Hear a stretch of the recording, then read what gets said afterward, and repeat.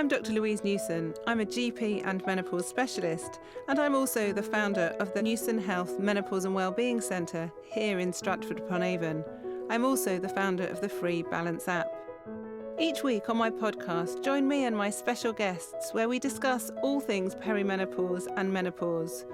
We talk about the latest research, bust myths on menopause symptoms and treatments, and often share moving and always inspirational personal stories. This podcast is brought to you by the Newson Health Group, which has clinics across the UK dedicated to providing individualised perimenopause and menopause care for all women. Today I'm actually very excited. I'm usually excited recording my podcast, but today I'm very excited because I have another very esteemed doctor from across the pond in America who's kindly agreed to talk today about her work and about some of her thoughts. And she's a sexual health specialist and a urologist. And I would say that she's probably a bit more gobby than me, but I don't know that you'll agree with that, Rachel. But she's very forthright. She says it as it is. And I think that's actually what us as women need to hear. She's very evidence-based, very impressive. And I'm just delighted that you're here in front of me, Rachel. So thanks for joining me today. This has been a dream come true for me to just, even that you know who I am. And I know it's been hard to get our time zones correct. So, we could do this. So I'm just thrilled to be here. Oh, so tell me a bit about you then. You're a female urologist and they are still in a minority. As many listeners know, my husband's a urologist. You specialise in different areas of urology, but there's still not many women. So tell me about your career. Yeah, I can't believe I just found out that your husband's a urologist. So I am a urologist, and I did a fellowship in sexual medicine. And so I take care of all genders, and I do 4 things. I deal with issues of libido, arousal, orgasm, and pain in all genders. And that comes with a lot of menopause care. And so I'm very passionate about menopause care and also the genitourinary syndrome of menopause, right? All the bladder and vaginal and vulvar issues that happen in menopause. And I'm very outspoken. And yes, I think I'm good at this because I'm a urologist, that this is not just a gynecologic issue, but sexual medicine is just medicine. And it's really important that we start to talk about it. Female urologists were about only 10% of practicing urologists, but the last time I checked, all women had urologic organs, which include the clitoris and the urethra and the bladder and the kidneys. So we have to start taking away from that the only doctor you need is a gynecologist. Absolutely. It's so important. And actually, you say GSM, genitourinary syndrome of the menopause. I know it's a bit of a mouthful, but it used to be referred to as VVA, vulvovaginal atrophy. And if you look up the word atrophy in a dictionary, it's withering and wasting away. Well, I don't want to think of any of my anatomy withering and wasting away. But then it does focus on the vaginal, the vulva, and then when often, even now, if you Google menopause or menopausal symptoms, it will come up with vasomotor symptoms, so flushes and sweats, and vaginal dryness. It's all about the vagina being dry. And it was good that the terminology was changed to include genitourinary, so the urinary tract. But it's not just our vagina that gets dry in the menopause, is it? So I actually lecture on this frequently, and I believe the term vaginal dryness is killing women. Let me explain, right? When we say women have vaginal dryness, we minimize their symptoms. We minimize that it's no big deal, that you can just use a little lubricant, a little moisturizer. You're fine. It's just a little vaginal dryness. Suck it up, lady. You'll be okay. But it's not just a little vaginal dryness. It's urinary frequency and urgency. It's itching and burning of the vulva. It's difficulty wearing pants. I've had patients say, oh my God, Dr. Rubin, I can wear pants again. It changes your vaginal pH so that the microbiome changes and the bad bacteria start to grow. And so by losing the acidity of the vagina, you get bladder infections, which can kill you and do kill people. And so the term vaginal dryness is killing women because there are lots of women who are dying of urinary tract infections who could be prevented by being on vaginal hormones, hormones, which are essentially safe for pretty much everyone to use, which I'm sure we'll talk about, but we're not prescribing it because we think, oh, it's a little vaginal dryness, start with lubricants and moisturizers. And I just think we minimize women's experiences. And the problem is 70 and 80 and 90-year-old women don't associate their urinary tract infections with menopause, but that is what is the cause. Over time, the tissue thins, it gets irritated, it loses the acidity, and it never gets better. No, and it is one of the few symptoms that really don't get better with time and often progress. When people talk about transitioning through the menopause, which I always find a bit weird because I'm not sure I'm transitioning at all as a menopausal woman, but some people say, well, then their hot flushes, their night sweats improve, their memory starts to come back, or their fatigue might improve. But really, once people start to have those symptoms without proper treatment, it's very hard to get on top of them because, like you say, there are anatomical changes as well that occur because of the hormonal deficiency that's occurring in those tissues, isn't it? Absolutely. The urethra starts to protrude. It gets red. It gets irritated at the vulvar opening. The labia minora shrivel up and disappear, those inner wings. When you're a baby, you don't have labia minora. You grow them in puberty and you lose them in menopause. Can you imagine if men's penises shriveled up at age 52? We would have a vaccine available. I'm sure Pfizer, because they created Viagra, I'm sure they would have made it just like they did the COVID vaccine. But the labia minora disappear and no one's talking about it. No one warns you about it. No one tells you about it. And so you have changes. And so by us being uncomfortable with private parts, it is actually hurting women because we're not doing a very good job of preventing issues, right? We wear sunscreen to prevent skin cancer. We should be doing vaginal hormones to prevent the changing architecture, the changing microbiome, and prevention of urinary tract infections. And you're so right. It's easy for men. They can just look down and, see what's happening to their penis. It's not so easy for women. And sometimes they're not sure what's going on. And certainly I've been to a lot of menopause conferences now, and there's a slide that they always seem to show, or some people always seem to show, showing the sort of progression of symptoms with time. And it always says about early symptoms of the menopause are flushes and sweats, and then it can be tiredness, and it can be memory problems. And then further down the line, it can be urinary symptoms and symptoms related to, vaginal dryness or pain or discomfort and everything else. But I have a real issue with that because I've seen so many young women who are perimenopausal, and the first symptom they've had is urinary symptoms. Or I saw a lady recently and she said it just feels like a blowtorch in between my legs every single day. I've seen gynecologists, I've seen urologists, and I just can't carry on like this. I see this frequently in my clinic, and I believe there is a bimodal effect that you see people whose genital and urinary symptoms start before the menopause and other symptoms start. So in their late 30s, early 40s, and they get they get told there's BV and yeast and BV and yeast, and that they get told it's stress. They get told all these things, and then so that doesn't affect everybody, but there's a large portion of people where they start getting symptoms in perimenopause. And then there's the people who really start getting symptoms in their late 50s, early 60s or 70s, right? It takes some time. And I believe, I haven't proven it yet, but I believe this is a testosterone story. This is an androgen story.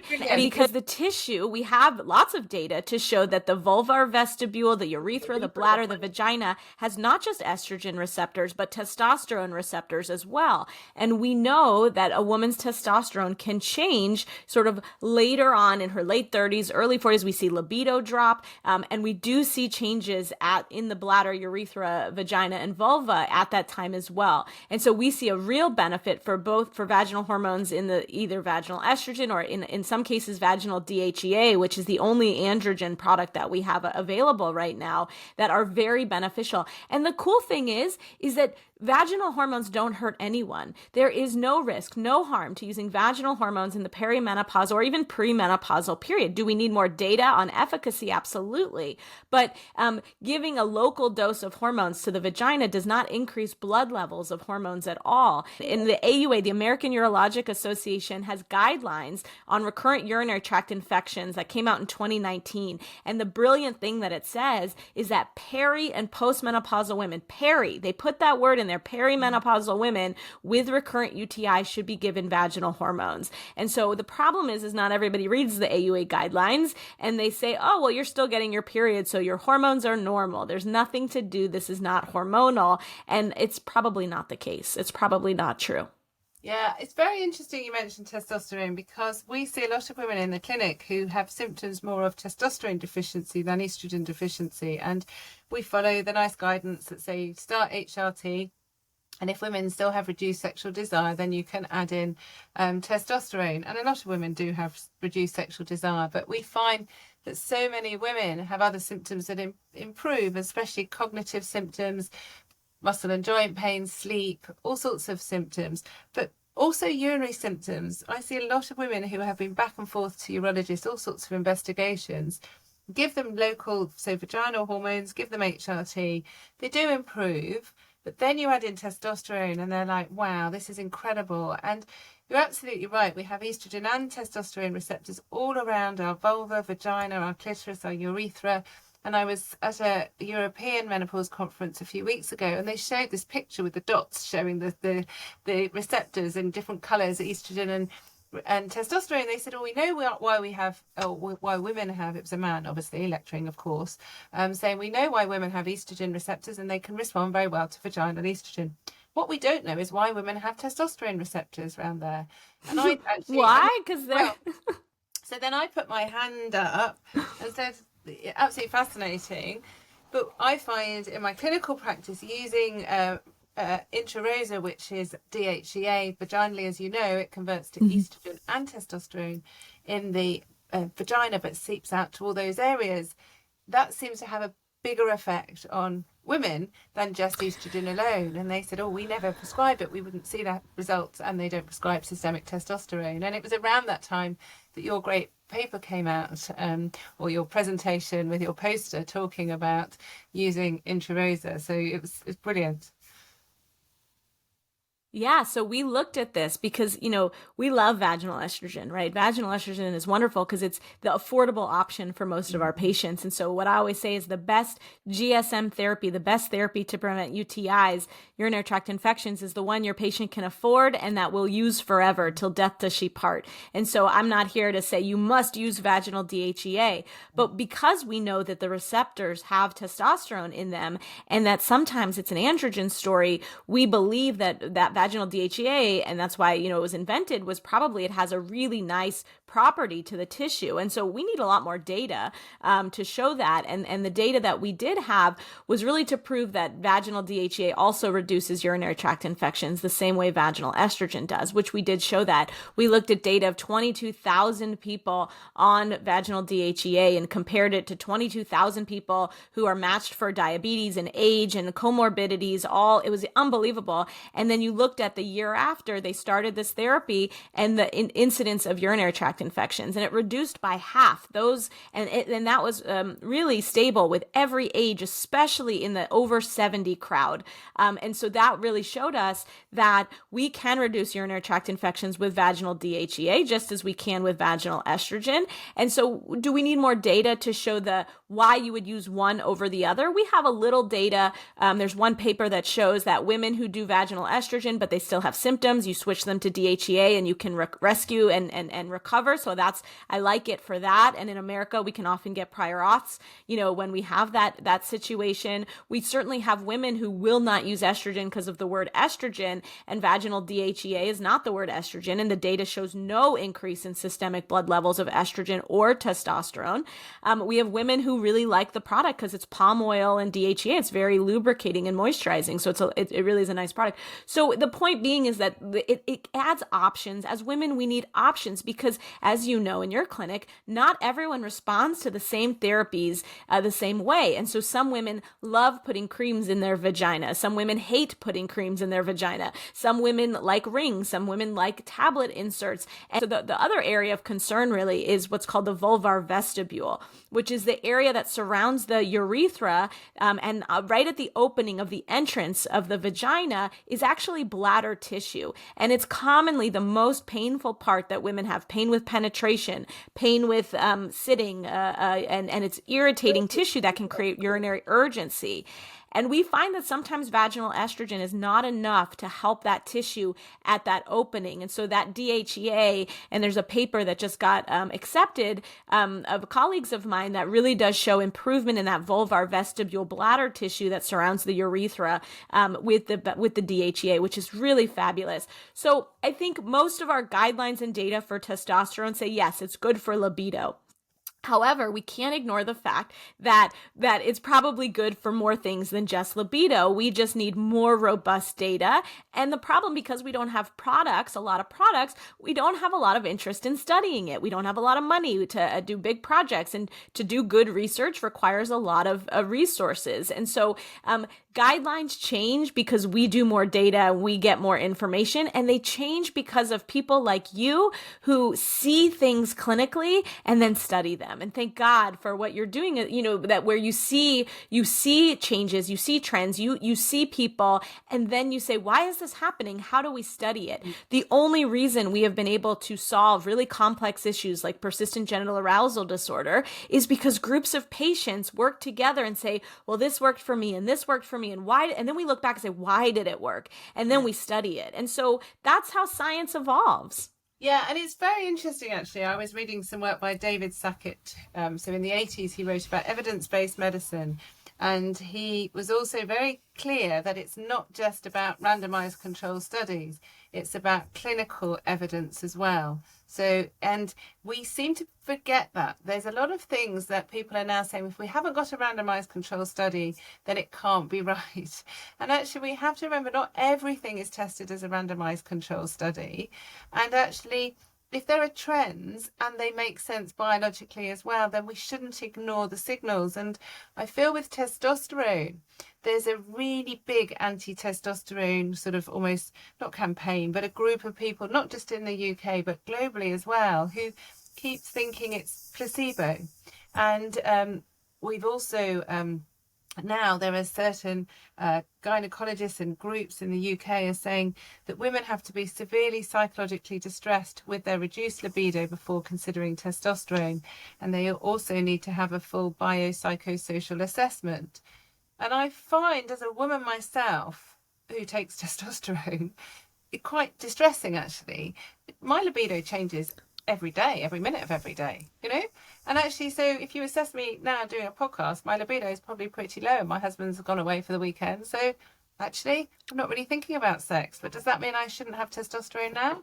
Well, actually, we also know we've got testosterone receptors in other areas of our brain, in our muscles, in our joints. I'm very scared of osteoporosis. So testosterone, we haven't got a good RCT in women, but it probably does help strengthen our bones. And I've really suffered with recurrent UTIs. So I really want my urinary tract to be as healthy as possible. So, and actually as a woman, can't I choose to have my own hormone back? Why is testosterone so dangerous, Say that part louder. And I think, again, men get to choose, right? If their testosterone is low and they have the signs and symptoms of testosterone deficiency, the guidelines support giving men a trial of testosterone for 6 months to see how they feel. And 80% of my male patients feel incredibly better. Their mood is better. Their energy levels are better. Their drive is better. I say 80% because I think 20%, and I see this in my female patients too, 80% who take testosterone are like, oh my God, I got one last week who said, Rubin, that was the piece that was missing, right? You got me, my estrogen, progesterone, but that testosterone, now I feel like me. Now I feel like me. So we actually have to be talking about gender affirming care in a broad sense. If you want breast implants and you say, I will feel more like me if I get breast implants, you can invest in your body and get breast implants. And I don't want breast implants. That sounds not good for me. And so it has to become this body autonomy thing. If a man says, I'm bothered by how big my prostate is, I am peeing all the time, I am up all night, and that is not good for my mental health, I would like a surgery to open my channel. It has nothing to do with cancer or it's quality of life. We say, okay, your body, your choice. If a man gets prostate cancer and it's localized and he says, gee, I'm dragging, I don't feel good, I have low libido and erectile dysfunction, and his testosterone is low, we, with evidence-based and shared decision-making, we offer testosterone therapy, and his body, his choice. choice. And so all we're saying on the female side is we do the best that we can with the knowledge that we have in 2023. We are constantly going to learn more and see more and study more, and we will always change our evidence and change our guidelines. But at the end of the day, you get to decide what you do with your body, right? You get to decide, do you have that glass of alcohol? You get to decide if you eat the French fries. You get to decide if you exercise every day. We don't force you to do those things. And so gender affirming care, and I think, again, our understanding of transgender medicine is that when you get to choose what you do, like, you could choose. That means, you can change your mind. We do the best. Do we have all the evidence of what is safe and what the long-term risks are? That's why we study it. And so we continuously have to gather data and do shared decision making with our patients. But we have to stop telling women, you can't do this. You absolutely cannot do this. We never say that to men, of like, you absolutely cannot do this. We say, well, we don't recommend this. We don't think this is a good idea, but like, your body, your choice. It is unbelievable. I totally agree. I really feel very strongly that as a doctor, I could never say no to people unless it's obviously completely reasonable, but I would still talk about how unreasonable it is. And a lot of women want something knowing that there isn't long-term data, knowing that there could be risks, but they also know there are benefits. And I think when you think about well-being, it's really difficult to actually measure in studies. So, for example, I know taking testosterone, I can sleep better, but also I can empty the dishwasher quicker. I can put a load of washing on quicker because it's not such a big effort. Now, actually, that sounds really small, but, when I'm busy and I've got 3 children, my husband's on call, the dishwasher has to be emptied. And if it isn't, then the house gets a mess, and then I get more stressed, and da-da-da-da-da. But that's very hard to put, a randomized controlled study. Does taking testosterone improve your ability to?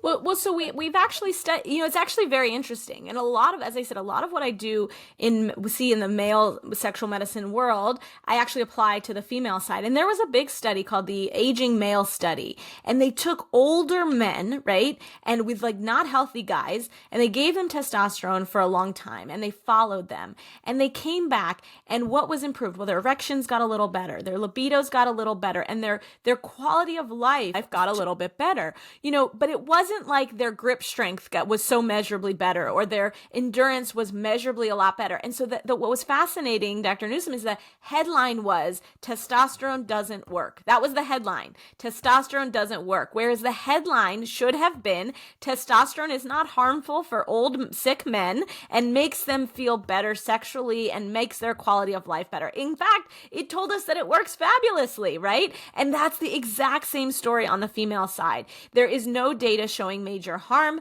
There is lots of data showing benefit. And so it really becomes the discussion of, do we know everything? No, but the data is overwhelmingly positive, and you could try it for yourself. And once you try it, you can decide if this is something that you continue as part of your regimen. Absolutely. Putting patient choice is so crucial, but yet we sort of forget that. And with testosterone, one of the other things that a lot of people are worried about the risk or theoretical risk of clitoromegaly, so the clitoris becoming enlarged. And I haven't had any problems with any of my patients, but what I have had is that women can find their clitoris again because, again, as you were saying, the anatomical changes that occur, often the clitoris becomes a lot smaller, as well as not being, harder to arouse as well, and doesn't have the same sensations without hormones. So a lot of people are very grateful that they can find their clitoris, as opposed to this clitoromegaly, which just has connotations of this massive thing growing between our legs, and men are being scared of it. I don't know what it's like in your clinical experience, Rachel. We've never seen it.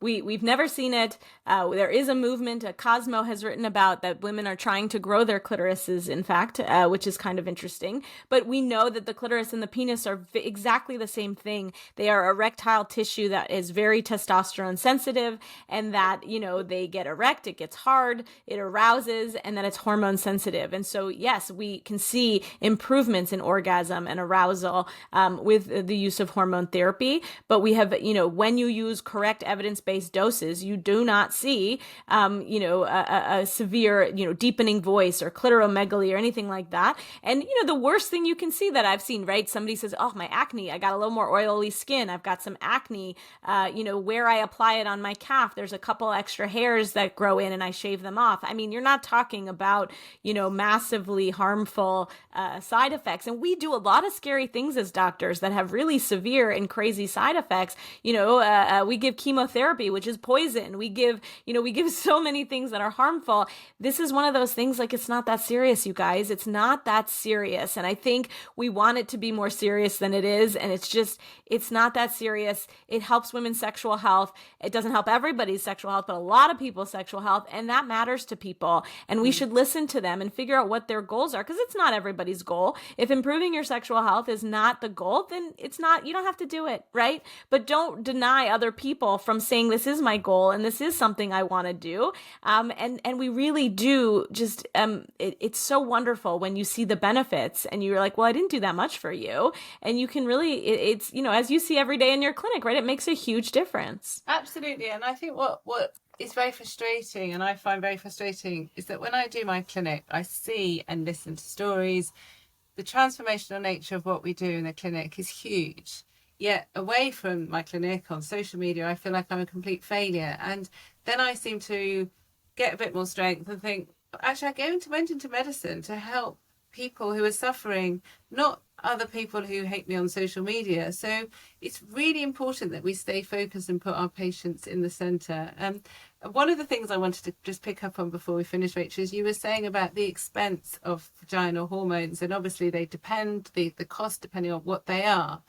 And there is expense with HRT, and what some of our NHS England and the government are worried about, if more women take HRT, that's going to be a lot of money, because there's about 14 million menopausal women in the UK, and currently only 16% will take HRT. But if it's more, oh my goodness, that's a lot of money.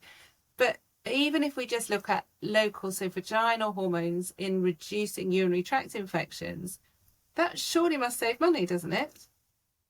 In fact, we are looking at this right now, and we are gathering data to show if you can reduce urinary tract infections, which can lead to hospitalizations, antibiotic resistance, high-dose IV antibiotics, or urgent care visits for urinary tract infections, we can save our government in the United States in the billions. And I'm not talking like 1 or 2 billion, like lots of billions of dollars a year if you do the modeling correctly. And so this is actually cost saving over time. And so especially vaginal hormones, right? For the 80-year-old, the 90-year-old, the money that is spent in the end of life for urinary tract infections is unbelievable. And so again, vaginal dryness, the term, is not only killing women, but it is causing your government an obscene amount of money. And so by using these vaginal hormones and changing the education around, these are bladder medications that prevent death, right? It becomes a whole different conversation. And so we must stop calling it vaginal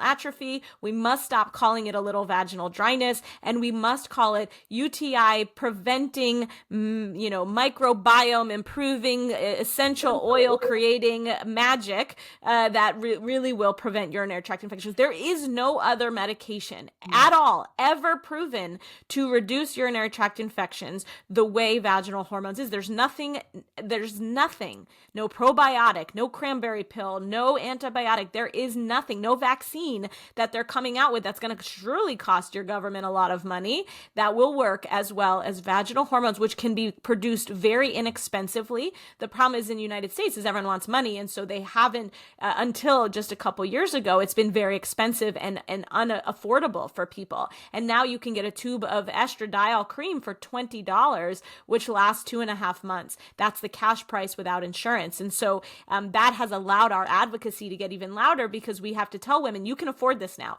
5 years ago, you couldn't, but now you can, thanks to some really incredible entrepreneurs and business people who see that, like, okay, we need to actually change things here. Yeah, and it's so crucial, because the money that's saved is twofold, I think. You're saving money for health economies, because women aren't going into hospital with urinary tract infections.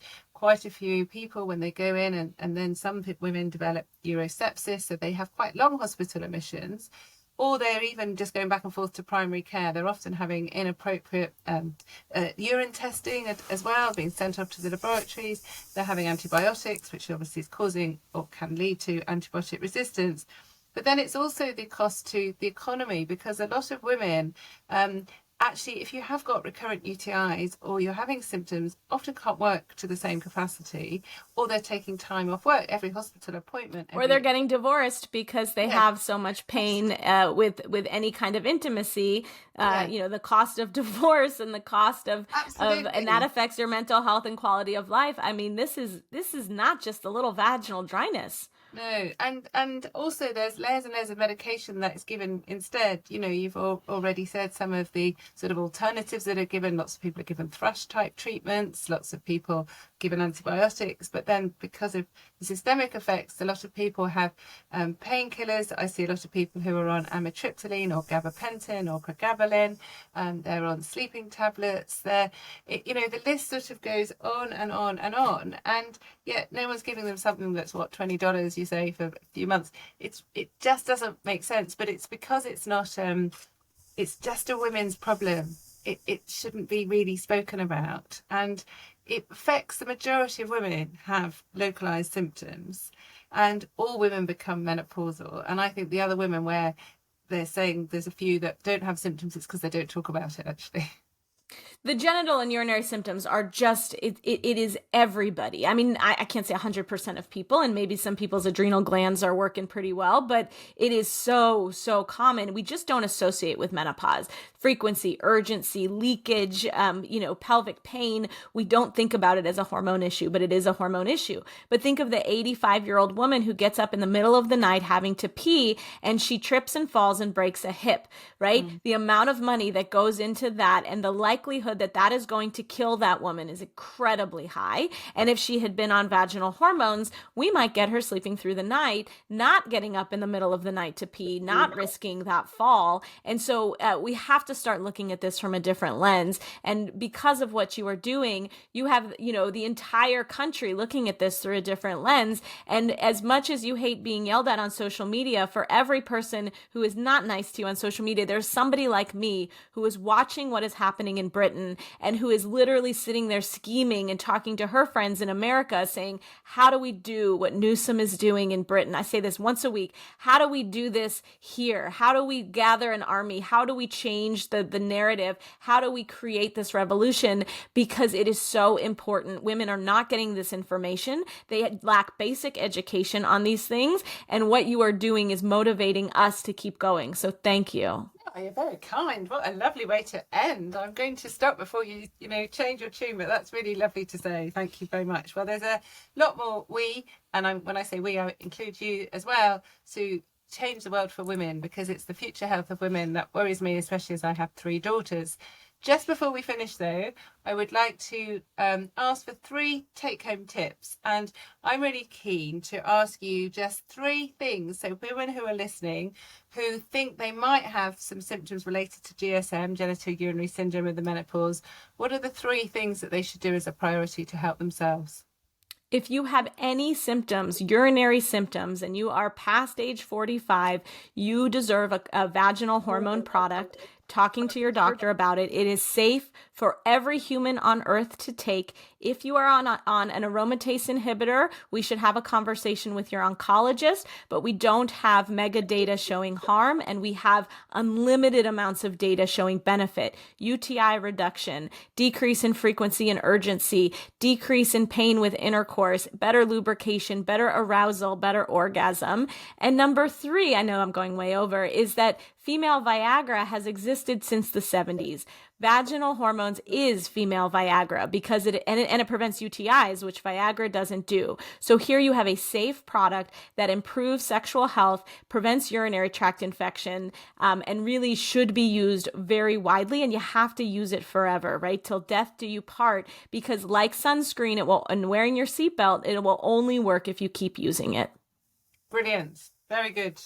Love it. So thank you ever so much for your time today, and I'm sure that you will come back at another time to be a guest again, Rachel. So anytime. You can find out more about Newson Health Group by visiting www.newsonhealth.co.uk, and you can download the free Balance app on the App Store or Google Play.